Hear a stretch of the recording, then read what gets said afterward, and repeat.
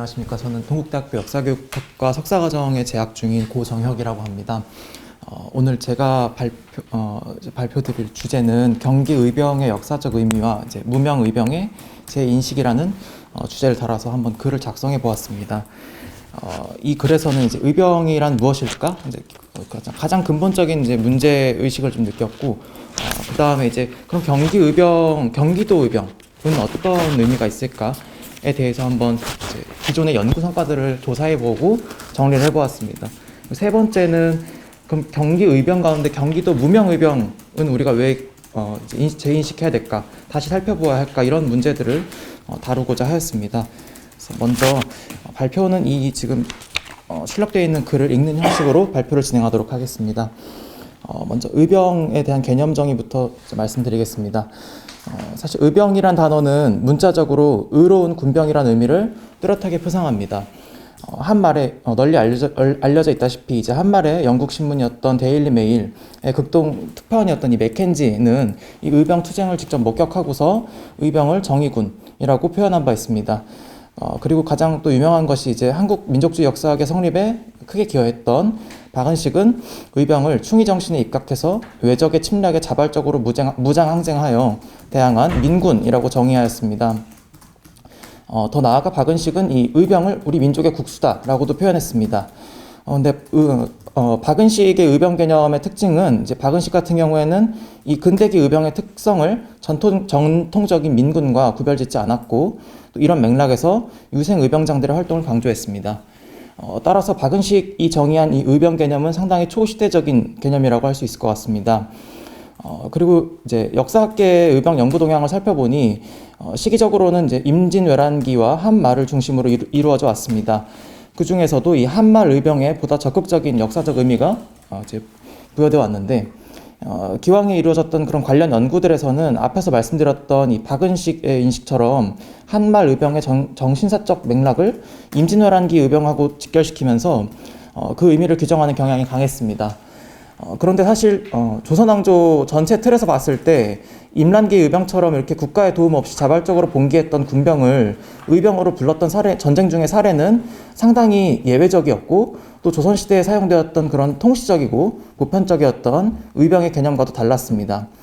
그래서 사실 의병이란 용어가 사용된 맥락과 의미는 그 시기나 상황마다 매우 달랐던 것으로 보입니다. 그럼에도 불구하고 지금까지 통상적인 인식을 보면은 의병 활동의 연원을 고려시대는 물론 심지어 삼국시대까지 소급하려는 인식도 찾아볼 수 있었습니다.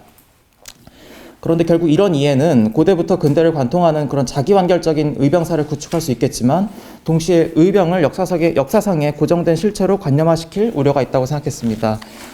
이 페이지입니다. 아울러 이 의병을 시대와 지역에 국한되지 않고 보편적으로 사용될 수 있는 일반적인 용어로 위치 지을 수 있을 뿐 하나의 역사적 개념으로서 성립시키기에는 매우 어려움이 있다는 생각을 하였습니다. 그래서 이런 문제의식을 가진 연구자였던 가장 의병 연구에서 유명한 이 김상기 선생님께서는 이 한국사에서 의병이 중요한 의미를 지니는 임진왜란기 그리고 한말의 두 시기로부터 역사적 개념으로서의 의병을 정의하고자 하셨습니다.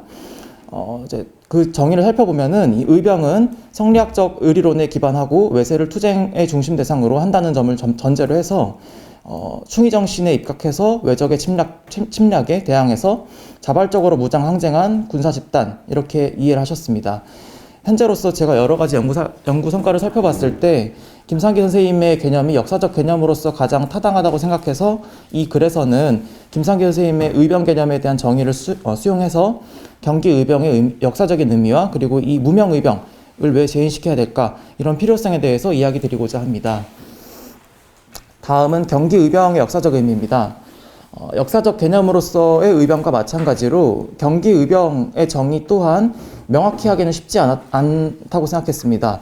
이 글에서는 논의의 확장을 위해서 경기도의 지리적, 학문적, 혈연적 연고에 기반을 둔 그런 의병, 이렇게 됐을 때 상당히 좁은 의미가 되는데, 그것보다는 경기 지방에서 전개된 의병 활동이라는 이런 넓은 의미에서 경기 의병을 이해하고자 합니다. 다만 경기 의병에 대한 관심은 사실 타 지역 의병에 대해 상당히 미진한 편이고 알려진 사실도 많지 않다고 보였습니다. 여기에서는 경기 의병에 대한 기왕의 몇 가지 연구 성과를 토대로 제한적이나마 이 임란기와 한말에 나타난 경기 의병의 역사적 의미를 살펴보고자 합니다. 조선왕조실록 중에서 이제 선조실록을 살펴보니까 1593년 1월 무렵에 이 경기도의 관군 수가 13,400명으로 나오고 의병의 수가 5,900명으로 나왔습니다. 이 경기도 의병의 규모의 경우는 경상우도 다음으로 전국에서 두 번째로 많았고 경기도 각 지역에서는 광범위한 의병 활동이 펼쳐졌습니다. 경기도 의병장으로는 약 16명이 확인되는데 이 중에서 11명이 전직 관료이거나 선비였기 때문에 영남이나 호남처럼 지역 기반을 가진 사족들이 이 의병에 적극 가담했다고 보입니다. 일본군에 의해서 서울이 함락된 후에는 이 경기도에서 수도 탈환을 위한 각종 군사작전이 활발히 시도되었습니다. 이 과정에서 경기도에는 근황과 도성 회복을 위해 모여든 군 지휘관들이 집결하였고 경기도 주민들은 절도사나 수령 등 국가의 공식 지휘관 휘하로 들어가서 싸웠습니다. 특징적인 것이 경기 지역은 의병장 수가 그렇게 많지 않은 대신에 수령이나 병마 절도사 같은 국가의 공식적인 지휘관 휘하에 들어간 이름 없는 의병의 활약이 돋보였다고 할 수 있습니다. 다음으로 주목되는 것은 앞서 언급했던 1593년 1월의 전쟁 상황입니다. 이때 조선 정부는 조명연합군의 평양성 승리 이후에 명군을 지원하기 위해서 군량미나 군수품 수송을 담당하고 있었습니다. 그런데 이 과정에서 의병부대가 수송부대로 전환되는 사태가 일어났는데 이 경기도 의병 역시 이 점을 피해갈 수는 없었으나 1593년 10월 달에 선조가 환도하기 이전까지 경기도는 여전히 군사작전을 수행한 점이 다른 지역에 비해서 돋보인다고 할 수 있을 것 같습니다. 1593년 2월부터 3월까지 서울과 경기에서는 이제 서울 탈환을 위해 크고 작은 전투가 지속되었는데 퇴각하는 일본군을 섬멸하고 도성을 회복하기 위해 조선군이 역공을 가하면서 경기도에서는 관군과 의병의 연계가 긴밀해졌습니다. 3페이지입니다. 네, 이것은 이제 당시 삼도 도채철사였던 유성룡이 서울 부근의 의병 지휘권을 맡으면서 군사작전에 의병부대를 적극 투입한 결과였습니다. 영남 지역에서 의병장의 급속한 관이나 이런 이유로 인해서 의병 활동이 쇠퇴기로 접어든 것에 반해서 경기 의병은 관군과 연합하면서 활동이 더욱 살아났던 것이 또 다른 특징이라고 할 수 있습니다. 다음으로 한말 경기 지역의 의병의 특징에 대해 살펴보겠습니다. 한말 경기 의병은 전기 의병기부터 일어났는데 후기 의병기에 이르러서 더욱 치열하게 전개되었습니다. 전기 의병기에는 이천과 양평 지역의 의병이 활발하였습니다. 그 중에서도 이 이천 의병은 광주 의병 그리고 여주 의병하고 연합을 해서 광주의 남한산성을 점령하고 또 서울 진공 계획을 수립하기도 하였습니다. 이후 후기 의병기에 이르러서 1907년 8월에 이 구한국 군대가 강제로 해산당하고 그리고 고종 황제가 강제로 퇴위되는 이 사태에서 전국적인 단위 의병 투쟁이 일어났습니다. 여기서 경기 지역에서는 남부 지역이었던 안성 그리고 이천, 죽산, 여주 일대에서 의병이 일어났고 1907년 후반부터는 양평, 용인 지역으로 확대되어 갔습니다. 특히 이 무렵 서울 탈환을 목적으로 13도 창의군이 집결했던 13도 창의 대진소가 결성된 곳이 바로 경기도 양주였습니다. 이런 점으로 봤을 때 한말 의병 운동에서 분기점이 될 만한 중요한 전투가 벌어진 곳들이 바로 경기 지역이었다. 이렇게 이해할 수 있을 것 같습니다. 이와 관련해서 김순덕 선생님께서는 이 후기 경기 의병의 구성 원리와 그 사회 경제적 성격을 분석해서 다음과 같이 특징을 제시하였습니다. 특징은 총 5가지인데 첫 번째로는 경기 의병의 지도층은 평민 계층이 주도적인 위치를 점하였고 일부 전직 관료를 제외하면 양반, 유생 계층 역시 지역의 명망가보다는 사회 경제적으로 몰락한 계층이 다수였습니다. 두 번째는 이 경기 의병은 타 지역에 비해 해산 군인의 진출이 두드러졌습니다. 시위대 그리고 지방 진위대의 병력이 이 지역에 집중 배치된 정치적, 지리적 조건의 반영이었다고 할 수 있습니다. 세 번째로 의병 지도층이나 대중의 구성에서 지역성에 크게 의존하고 있지 않습니다. 다시 말해서 경기 의병은 타 지역 출신이거나 타 지역에서 봉기한 후에 경기 지역으로 옮겨서 활동하는 그런 특징을 지니고 있었습니다.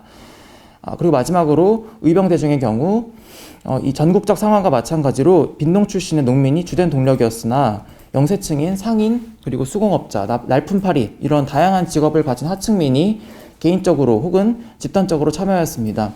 그래서 김순덕 선생님께서는 이런 특징을 가지고 경기 지역 의병을 민족주의에 입각한 반침략 반봉건 투쟁이다, 이렇게 특징을 규정하였습니다. 다음은 경기 무명 의병의 재인식과 향후의 과제입니다. 위에서 보았다시피 이 경기 의병은 타 지역 의병에 못지않은 상당히 중요한 역사적 의미를 지닌다고 할 수 있습니다. 특히 임진왜란기 경기 지역 무명 의병의 활약이 조명된 것은 이 의병장이나 이름이 밝혀진 의병에 편중된 그런 그간의 인식을 넘어서는 것이라고 보였습니다. 이로부터 의병의 역사적 의미를 더욱 엄밀하게 파악하기 위해서는 이름을 남겼으나 조명되지 않은, 아니면 이름조차 남기지 못한 이 무명 의병에 대한 검토가 병행되어야 함을 알 수 있습니다. 그리고 한편으로 의병의 참여 주체 또한 유생과 농민으로 인식되어 온 편이지만, 사실 한말 경기 의병에는 그 밖에 날품팔이 라든가 아니면은 이제 상업을 하는 사람이라든가 다양한 참여 주체가 존재하였다는 사실이 밝혀진 것도 연구사적으로 큰 의의가 있다고 보입니다.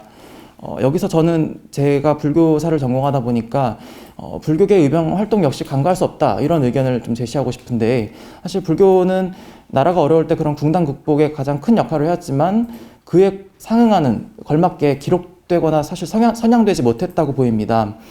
역사학계 의병 연구에서도 참여 주체로서의 승려의 역할이나 아니면 의병 활동의 근거지로서의 그 사찰의 기능, 이런 것들에는 크게 관심을 기울이지 않는 실정입니다.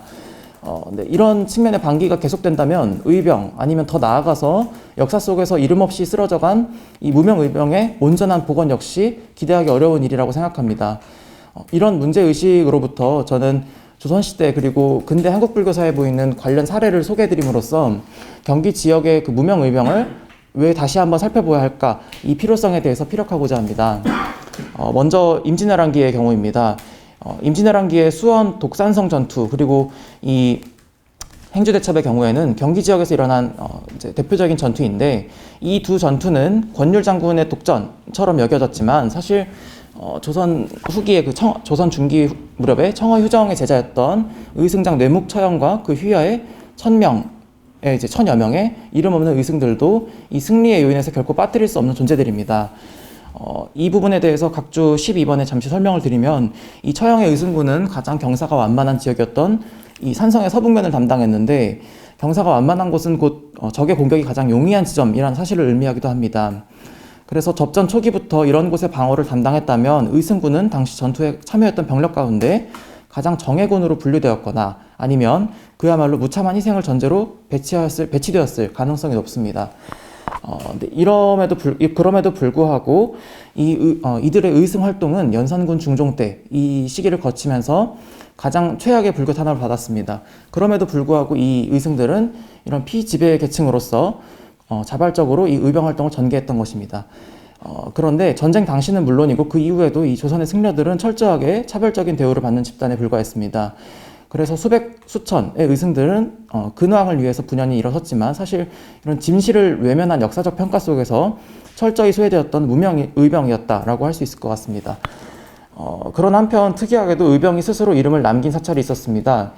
그런데 강화도 전등사의 경우에는 이 1866년 병인양요 당시 승려, 의병, 관군이 힘을 합해서 프랑스군을 물리친 정족산성에 위치해 있습니다. 프랑스군은 전등사가 수호하고 있던 정족산 사고에 조선 왕조실록과 왕실세보는 끝내 약탈하지 못했습니다. 이 시기의 전쟁의 흔적은 전등사 대웅전 그리고 약사전에도 남아있는데, 그것은 바로 전쟁을 앞둔 이들이 남겼던 저마다의 이름을 비롯한 여러 글귀들입니다. 그렇다면 여기서 그들은 왜 자신의 이름을 남겼던 것일까 하는 의문이 생기게 됐습니다. 조선군의 상대는 막강한 프랑스군이었기에 전쟁에서의 승리를 장담하기 어려웠을 것입니다. 혹시 이 전쟁에서 패배하고 목숨을 잃었을 때 누군가는 자신을 기억해 주길 바라는 마음에서 이 이름을 새긴 것은 아니었을까 하는 그런 생각을 하게 되었습니다. 다음으로 한말 의병 운동에서도 이 불교계의 역할은 적잖이 나타났습니다. 일본군과의 전투를 위해 의병이 산중 사찰을 근거지나 혹은 집거지로 사용하는 일이 잦았기 때문입니다. 1907년 독산성에 있는 그 보적사의 경우에는 개인적으로 의병이 되고자 이 보적사를 찾았다가 또 다른 동지에 의해서 의병 부대에 합류한 무명 의병이었던 김재선, 송주상, 김태동의 이름이 밝혀진 바 있습니다. 이들의 이름이 밝혀지기 전까지는 무명의병이었다라고 할 수 있겠지만 각주 15번에 보시다시피 한동민 선생님의 연구에 의해서 이들의 이름이 밝혀지게 되었습니다. 이후 이런 이제 사찰의 역할로 인해서 일본은 의병의 사찰 주둔을 막고자 사찰을 훼손 혹은 방화하거나 봉쇄하는 조치를 취했습니다. 이로 인해 1907년은 사찰을 소각이 가장 집중되었던 시기였는데 이때 경기도는 남한산성 내에 있는 9개의 사찰, 그리고 양평에 있는 용문사, 상원암, 산하사, 그리고 여주 신륵사 이런 곳들이 소각되면서 전국적으로 가장 큰 피해를 입었습니다. 이러한 사실들은 상당히 많은 수의 무명 승려들이 의병에 적극적으로 협조 혹은 지원한 정황을 보여준다고 할 수 있습니다. 하지만 다시 원점으로 돌아와서 이 승려를 포함해서 의병들 스스로가 남긴 기록이 그렇게 많지 않기 때문에 그 활동 사례를 구체적으로 확인하기 어려운 한계가 남아있다고 보입니다. 다만 당시 재판 기록을 비롯해서 의병분들의 이제 후손들의 구술 자료 등 아직 발굴되지 않은 의미 있는 사료들이 더 있을 것으로 판단되었습니다. 결론적으로 경기 무명의병은 자료의 발굴과 보다 진전된 연구가 필요하다는 과제를 안고 있다고 할 수 있습니다. 비록 역사에는 그 이름이 기록되어 있지 않지만 그렇다고 그들의 공을 어떻게 가볍게 볼 수 있겠는가, 이런 문제의식이 들었습니다. 경기 무명의병에 대한 더 다양한 각도에서 연구가 진척되었을 때 경기의병, 아니면 더 나아가서 의병사에 대한 새로운 이해의 단초를 발견할 수 있을지도 모른다라는 생각을 했습니다. 향후 이 무명의병에 대한 더욱 객관적인 연구 그리고 적극적인 평가가 이루어져서 경기 무명의병의 역사적 실체가 밝혀지고 또 그 역사적 의미가 더욱 조명될 수 있기를 기대하는 바입니다. 네, 이상으로 발표를 마치겠습니다. 안녕하십니까. 저는 동국대 역사교육학과 박사수료 정호경입니다. 저는 두 번째 발표를 맡았고요. 제목은 경기 무명의병의 인식과 문화적 기여 활용 방안이라는 제목으로 글을 작성하였습니다. 저의 문제의식은 일단 시민들이 과연 경기 무명의병은 어떻게 인식하는가에 대한 궁금증이 들었고요. 그런 인식들과 함께 그들의 인식을 형성시키는 게 문화적 기억이라고 생각을 했는데요. 문화적 기억이란 사회적 구성원들이 이런 기억을 통해 자신의 정체성을 유도하는 기억을 말하고, 그렇기 때문에 기념물 같은 상징비나 그런 기념 공간을 통해서 이런 것들이 구체화됩니다. 그래서 이러한 문화적 기억을 어떻게 인식과 연결해서 활용해야 될지를 이제 문제의식을 가지고 글을 작성하였습니다. 글은 총 두 가지의 구성으로 되어 있는데요. 첫 번째는 이제 무명의병을 왜 기억해야 하는가입니다. 제가 생각하는 그 기억의 의미를 이제 역사학적으로 이제 구성하였고요. 두 번째는 이제 그 인식과 활용 방안인데, 설문조사를 통해서 시민들의 인식을 파악하고 그 활용 방안을 제언으로 구성하였습니다. 발표를 시작하겠습니다. 첫 번째, 우리는 무명의병을 왜 기억해야 하는가입니다. 대한민국의 오늘을 살아가는 우리에게 현재 역사의 주인공이 누구인가라는 질문을 던지면 헌법 1조 2항의 국민주권을 굳이 말하지 않더라도 대한민국 국민이라고 대답할 것입니다. 그러나 1894년 갑오개혁으로 신분제가 공식 폐지되기 전까지 어쩌면 그 후로도 많은 사람의 인식 속에 역사의 주인공은 왕 또는 위정자였고, 민중은 그들을 위해 존재하는 이름 없는 자에 불과했습니다. 그렇다면 우리는 민중을 언제부터 역사적 주인공, 다시 말해 역사적 주체로 인식하게 되었을까요? 역사적 개념으로 민중의 의미는 고정적이지 않습니다. 20세기 초 신치호 선생이 조선혁명 선언에서 민족 독립의 수단으로 민중의 폭력혁명을 언급하면서 우리는 역사적 주체로서 민중을 인식하기 시작했습니다. 해방 이후 한국전쟁을 거치면서 민중의 역사적 주체성은 수면 아래로 잠시 가라앉기도 했지만 1970년대 반공과 민주주의를 표방한 정부를 비판하는 목소리가 커지면서 다시 역사적 주체로 민중이 자각되기 시작합니다. 이때부터 소위 민중사, 민중사관이라 불리는 역사학이 본격적으로 연구되었고, 이런 역사를 통해 엑스트라에 불과했던 민중은 이제 중요한 역사적 주체로서 재발견되게 됩니다. 이러한 민중사의 자리매김에 중요한 역할을 한 핵심 주체 중 하나가 바로 의병입니다. 각주 2번을 보시면 1970년대 민중사는 평민이나 서민이라 불리는 사람들을 민중으로 하여 연구하였습니다. 그러나 80년대 민중은 역사 발전의 주체로서 변혁을 주도하는 운동의 사회적 객관적 실체로 동학농민, 의병, 독립운동가 등을 포함하고 있습니다. 즉 민중은 역사를 발전시키는 행동 주체일 뿐만 아니라 변혁의 원동력, 시대적 모순을 함께 담지한 존재로 파악하고 있는 것입니다. 이렇게 의병이 중요한 민중의 핵심 주체가 되었기 때문에 이제 우리는 의병에 대해 생각해 보아야 되는데요. 의병은 국가의 위기에서 전개된 자발적 투쟁의 역사적 주체인 민중으로 대한민국 역사를 끌어가는 민중, 즉 현재의 우리의 역사적 근간이라 할 수 있습니다. 따라서 우리는 의병에 대해 보다 구체적으로 만나야 하고 기억할 필요가 있습니다. 그렇다면 의병의 의미는 무엇일까? 첫 번째, 문자적 의미로 의병은 의로운 병사입니다. 이를 사전적 의미로 정의를 해보자면 이 페이지입니다. 나라가 외적의 침입으로 위급할 때 민중, 여기에 대해서 뭐 국민 백성이라고도 하는데 민중으로 통일하겠습니다. 그래서 민중이 자발적으로 조직한 군대 또는 그 병사라고 정의하고 있습니다. 역사적으로 의병은 국가에 속한 정규 군인과 구별되는 의로움을 위해 스스로 군사 행위를 선택한 사람들이었습니다. 이때 의병이 생각하는 의로움의 의미는 각 시대별 사회 문화적 상황에 따라 달라질 수 있지만 이들의 의로운 군사 행위는 1차적으로 국가를 위한 자발적 봉사였다는 보편성을 가지고 있습니다. 이에 따라 문자적 사전적 의미의 의병은 고대 화랑부터 근대 독립운동가까지 역사의 전 시기에 걸쳐 국가의 위난을 위해 자발적인 군인이 된 민중으로 인식할 수 있습니다. 실제 각주 5번 보시면 한국향토문화전자대전에 이라는 그런 사이트가 있는데 거기에 DB를 보시면 향토사 일부, 뭐 경북 고령이나 경남 진주에서 의병을 이제 개념 정의를 할 때 삼국시대부터 의병이 시작되었다는 서술이 나타나고 있습니다. 그러나 역사학계의 의병 연구는 조선의 임난 의병과 한마 의병을 중심으로 이루어져 왔습니다. 의병이라는 용어가 조선시대 역사 속에서 광범위하게 쓰였기 때문인데요. 이렇게 역사적 개념으로 의병의 의로움은 성리학적 질서 속에 유림의 충인 정신에 입각한 것으로 한정하고 있는 것입니다. 한편 한마 의병의 경우 유림 의병과 평민 의병으로 구분하기도 하는데 이것은 의병의 구성원이 아닌 의병장의 신분을 전제로 하고 있어 그 구성원에 대한 보다 구체적인 연구가 필요합니다. 다시 말해 민중사의 핵심 주체로 의병을 이해하기 위해서는 의병에 실질적으로 참여했던 구성원, 지금까지 알려지지 않은 무명 의병에 대한 적극적인 관심과 연구가 필요하다고 생각합니다.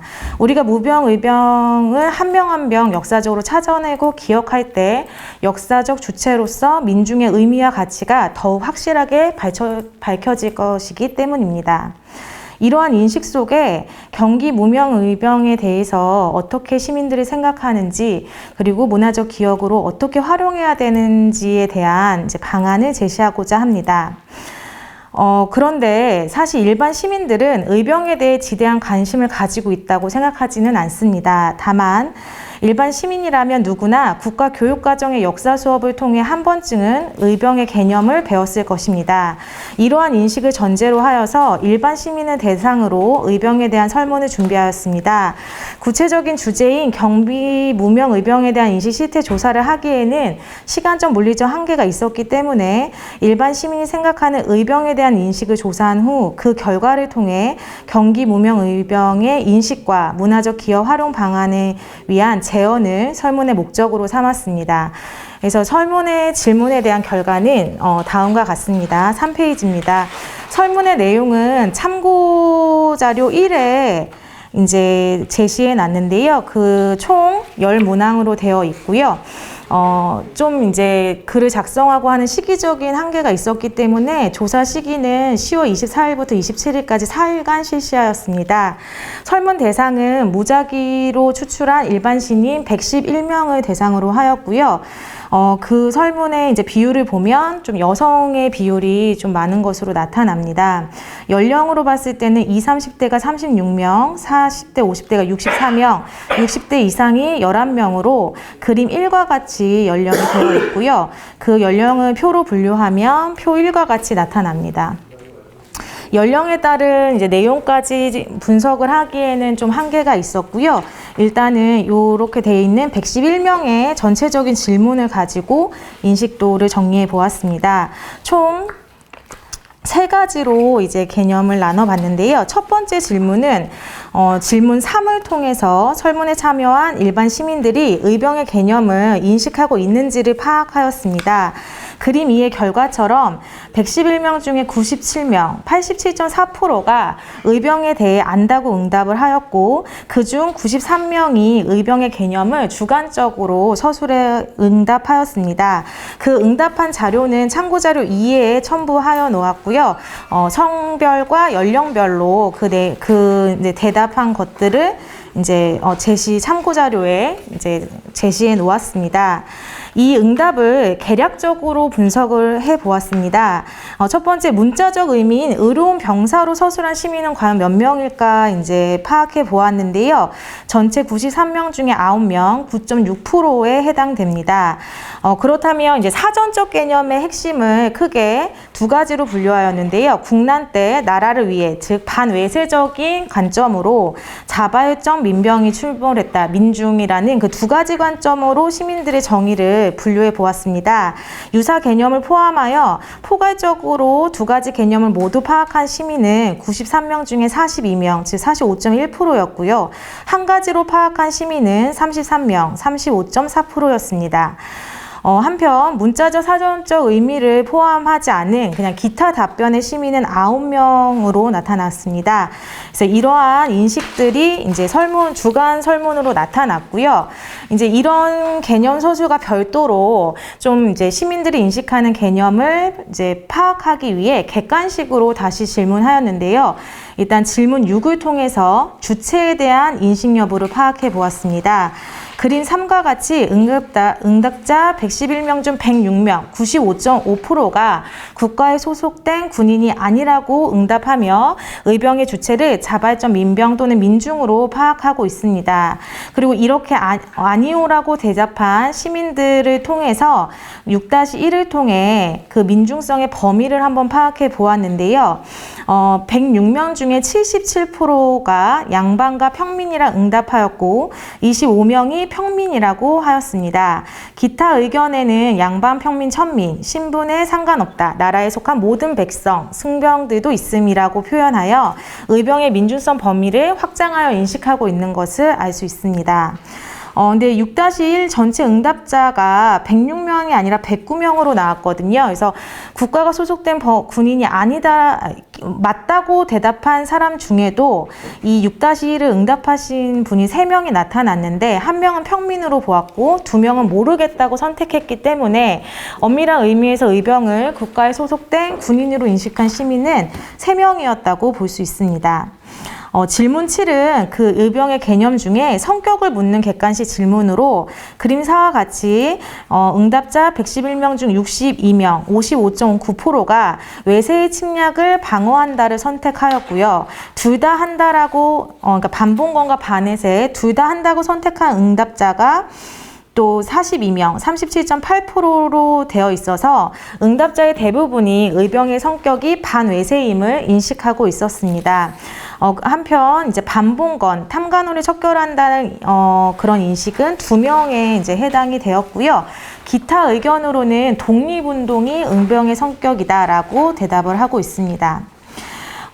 질문 8은 의병의 개념 중 시기에 관한 시민들의 인식을 파악하는 문제로 제가 파악하고 싶었던 실질적 의도는 의병에 대한 역사학계의 연구가 거의 임난의병과 항일의병에 국한돼 있기 때문에 이러한 연구 성과들이 과연 시민들의 의병 개념의 시대적 인식에, 즉 조선시대에 처음 등장 의병이 언제인지, 그 중요성이 어디 시기에 있는지를 좀 파악하고 싶었습니다. 근데 이제 의병이 언제 처음 등장했을까라는 좀 짧은 설문의 질문이 그 의도를 좀 명확하게 드러나지 못하므로 응답자 111명 중에 23명이 좀 모르겠다라고 응답을 해서 조금 아쉬움이 남습니다. 어쨌든 이제 이러한 좀 아쉬움 속에서 결과를 살펴보면 응답자의 47.7%가 조선 후기 임진왜란을, 그리고 22.6%가 조선 전기로 의병의 시장을 답하고 있어 일반 시민들은 향토사나 지방자치단체 등이 운영하는 유적에서 정의하는 의병의 개념, 즉 삼국시대부터 시작을 했다거나 하는 그런 시기적 개념보다는 역사학계에서 통용하는 조선시대로 의병의 시기를 인식하고 있음을 유추해 볼 수 있습니다. 이 질문들은 의병의 개념에 대한 인식이었고요. 두 번째 이제 질문은 질문 4, 5를 통해서 설문에 참여한 일반 시민들이 의병에 대해 어떤 매체를 통해 접하고 있는지를 파악해 보았습니다. 그림 6에 나타나는 바와 같이 의병을 처음 접한 매체 1위는 학교 수업으로 응답자 111명 중 97명, 87.4%가 선택을 하였습니다. 2위는 5명이 응답한 매스미디어였고, 3위는 3명이 응답한 도서, 4위는 이제 2명이 응답한 역사 현장으로 접해본 적이 없다는 응답자 2명과 동률로 나타났습니다. 기타 의견으로는 인터넷 검색 1명, 유튜브 검색 1명이 있었습니다. 이러한 결과를 통해 의병에 대한 일반 시민들의 인식은 대부분 학교 수업을 통해 처음 형성되고 있음을 알 수 있습니다. 그런데 마지막 그 의병을 접한 매체 1위는 응답자 111명 중에 50명, 45%가 매스미디어였고, 2위는 26명, 23.4%가 역사 현장, 3위는 23명, 20.7%가 선택한 학교 수업으로 처음 접한 매체와는 달리 마지막 매체는 그 결과가 여러 곳으로 분산되어 나타납니다. 이러한 변화를 개별 응답자의 처음 접한 매체와 마지막 접한 매체를 대응시켜서 분석하면 표 2와 같습니다. 처음과 마지막으로 접한 매체가 같은 비율로 나온 37명에 비해 다른 비율로 나온 게 2배 높게 나왔었고요. 일반 시민들은 의병을 다양한 매체를 통해서 학교 수업뿐만 아니라 지속적으로 접하고 있음을 또 알 수 있었습니다.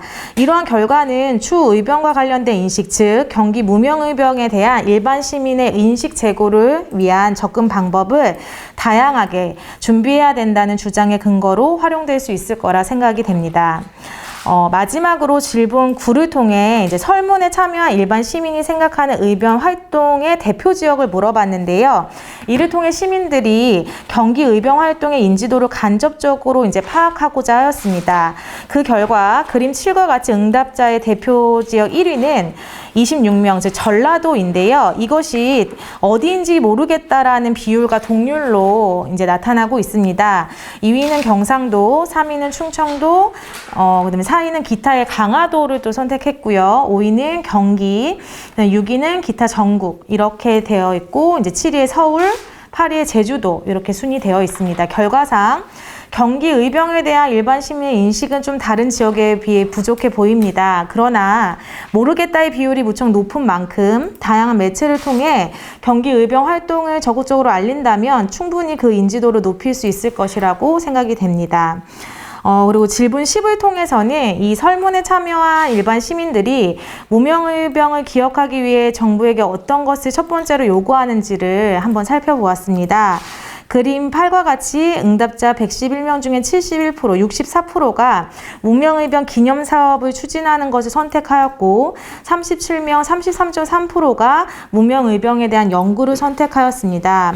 이는 일반 시민들이 경기 무명의병에 대한 문화적 기억을 형성하려면 무엇을 기억해야 하는지에 대한 내용적 연구와 어떻게 기억해야 되는지에 대한 방법적 연구가 동시에 이루어져야 한다는 건 이제 당연한 사실이지만 이 결과를 통해서 일반 시민은 좀 더 쉽고 편하게 경기 무명의병의 기억을 추모하고 이제 기억하길 바란다는 걸 알 수 있습니다. 따라서 연구자들은 경기 무명의병 찾기에 대한 학문적 연구뿐만 아니라 경기 무명의 문화적 기억을 위한 공간 조성에 대한 실천에도 관심을 가지고 무명의병에 대한 다양한 역사적 관점과 시선을 현장에 투영시킬 수 있는 다양한 방법을 고안하기를 바라봅니다. 이제 10번에 보면 기타 의견에 의병의 날을 제정하여 기념하자라는 의견이 나와 있습니다. 그런데 사실 매해 6월은 호국 보훈의 달로 그 첫째 날인 6월 1일이 2010년 의병의 날로 지정되어서 매년 각 지자체에서는 의병을 기념하는 행사가 진행되고 있습니다. 특히 이날은 임난 때 곽재우 의병장이 최초로 의병을 일으킨 음력 4월 22일을 양년으로 환선하여 법률로 제정한 역사적으로도 뜻깊은 문화적 기억을 가진 법정 기념일입니다.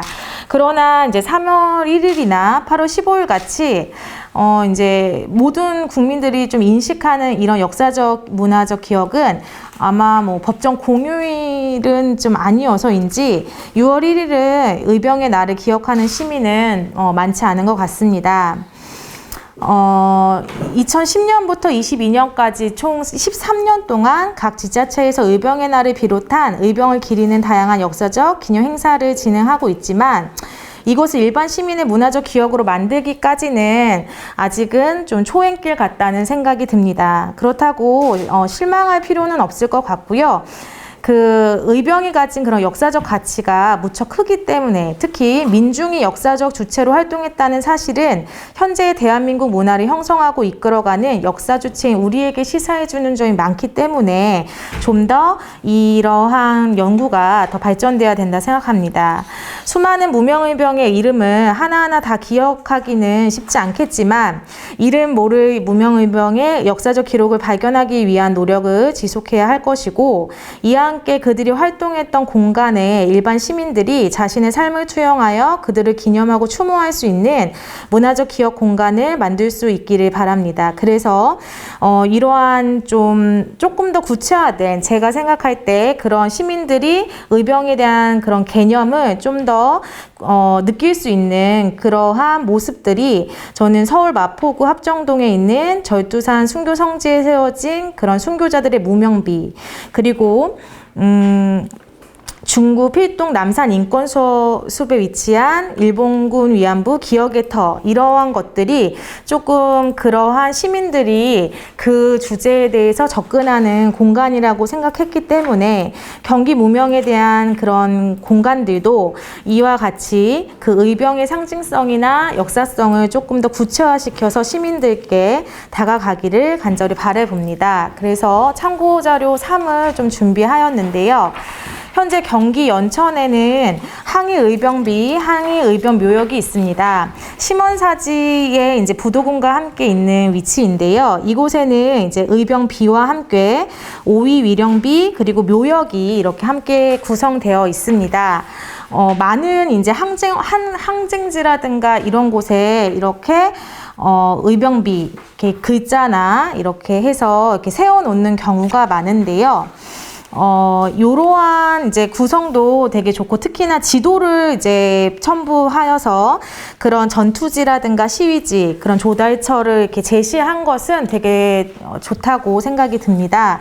하지만 좀 더 구체적으로 이런 것들을 시민들이 느끼게 하기 위해서는 그러한 의병에 대한 의미가 시각적으로 좀 더 가시화돼야 된다고 생각을 하는데요. 그래서 3페이지 보시는 것처럼 이제 기념비를 조성할 때는 단순히 글자로 표현하기보다는 그런 의병을 상징할 수 있는 것들을 추가하면 어떨까라는 생각이 들었습니다. 그때 이제 천주교를 믿었던 수많은 사람들이 평민인 거를 생각해 보면 그 대두산 순교 성지에는 무명비가 있는데요. 그 사진을 보시면 사진 속에 있는 사람들이 페랭이모를 쓰거나 이렇게 상투를 틀었지만 모자를 쓰지 않은 모습, 그리고 신발을 신고 있지 않거든요. 이런 게 일반 그런 평민이나 농민들의 모습을 이런 기념비에 이제 여인의 모습도 표현해 놓았고요. 그게 시각적으로 일단은 시민들이 겉으로 봤을 때 느껴질 수 있게 해 놓았습니다. 그리고 옆에 있는 사진은 이제 순교자들이 했던 그 돌아가실 때 그 처형됐던 형구틀인데요.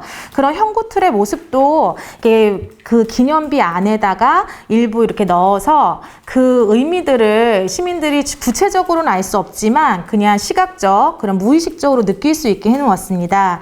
그리고 그 무명의병비의 뒤쪽에 보시면 순교자 명단이 나와 있는데요. 무명의병도 사실은 현재는 무명의병이지만 저희가 역사적으로 이름을 찾는다면 조금씩 이제 유명화가 될 거라 생각됩니다. 그랬을 때 이런 기념비 뒤에 조금씩 이제 찾은 기록들은 적어주고 또 찾지 않은 부분은 공간에 남겨놓으면서 우리 이제 시민들에게 이러한 무명의병을 찾아야 한다는 인식을 이렇게 비석 속에 좀 이렇게 기념비 속에 제시를 해준다면 조금 더 문제의식을 가지고 시민들이 접근할 수 있지 않을까라고 해서 이 무명비를 예시로 가져왔고요. 4페이지의 기념 공간 조성에서는 무명의병은 그럼 어떤 활동을 했을까, 이제 역사를 연구하거나 역사에 관심 있는 사람들은 알 수 있지만 사실 일반 시민들이 인지하기에는 쉽지 않은 것 같습니다. 그랬을 때 조금 더 시민들이 그것을 자신의 삶과 연결해서 할 수 있도록 테마를 구성해 보는 것입니다. 뭐 현재적 관점에서 의병의 민중성이라든가 우리가 왜 그 의병을 인지해야 되는지, 어려운 일이 있을 때 자발적으로 했던 그 시민들, 그런 평범한 사람들의 그런 활동이 결국에 지금의 대한민국, 우리를 만들었다라는 것을 이렇게 이해하기 위한 그런 공간적 구성이 되게 필요하다고 생각하고요. 그 예시로 위안부 기억의 터를 가져왔는데요. 사실 기억의 터는 이제 첫 번째 그림에 보시는 것처럼 그냥 빈 공터에 이렇게 그 하야시 곤스케의 동상의 표지석이 그냥 이렇게 의자처럼 이렇게 눕혀져 있었습니다. 이렇게 돼 있던 통간부터의 이 통간 간접터의 이 공간을 이제 우리의 역사적 기억의 문화적 기억을 이제 덧입혀서 그 하야시 동상을 거꾸로 세우고 그러면서 그들이 사과하지 않은 것을 거꾸로 세우면서 일단 그 부당성을 저희가 주장하고요. 그러면서 그 위안부 그 분들의 그 스토리를 그 공간에 이렇게 형상화시켜서, 그리고 우리가 어떻게 느껴야 되는지에 대한 생각들을 조금 더 담아서 상징적으로 공간을 구성해 놓았거든요. 이와 같이 의병에 대한 이제 특히 무명 의병에 대해서 우리가 인지하고 이제 시민들에게 알리기 위해서는 그러한 의병들을 시민들이 느낄 수 있는 그런 민중성이라든가 자발성, 주체성들을 공간 속에 조금 더 표현해서 구성을 해 놓는다면 굳이 말하지 않아도 그들이 인식하고 조금 더 관심을 갖고 또 문화적 기억으로 더 구체화돼서 남지 않을까라는 생각에 이 참고자료 3을 준비하였습니다. 이상으로 발표 마치겠습니다. 감사합니다.